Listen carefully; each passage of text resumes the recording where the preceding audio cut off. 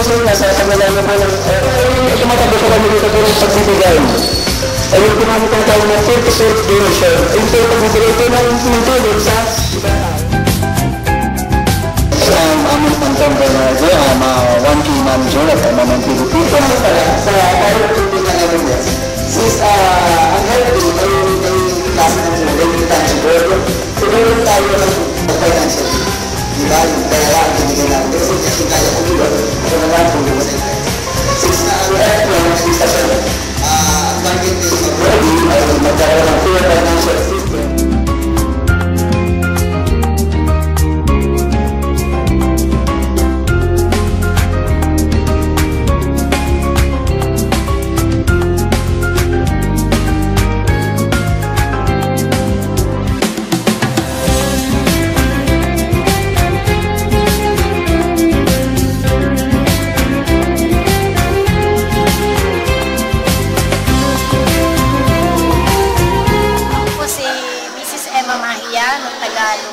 Ako po yung nagpapasalamat sa MMM sa pinagkaloob po sa aming electric pan na mapapakinabangan po ng mahabang taon ng aking mga estudyante. Maraming salamat sa MMM.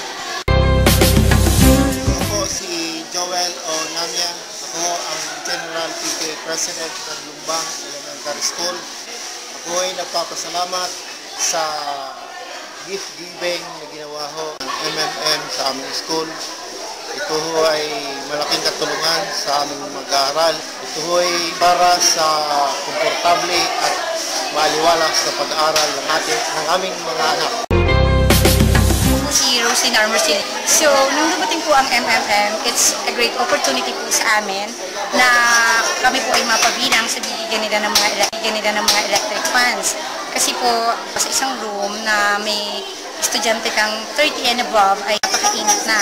So, napakalaki po namin na kami ay nagkaroon din ng overview na giving is not giving and not waiting for any grant, but giving is giving because you want to help others.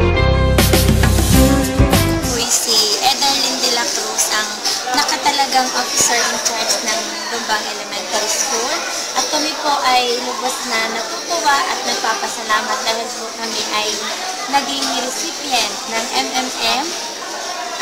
Kami po ay lubos na nagagalak dahil naniniwala po kami sa layunin ng MMM na maging equal po yung ating financial status na hindi lamang po yung mayayaman ang pwedeng tumulong.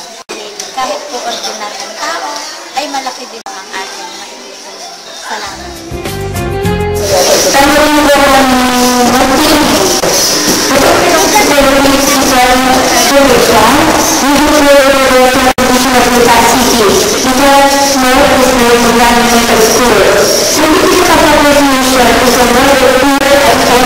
School.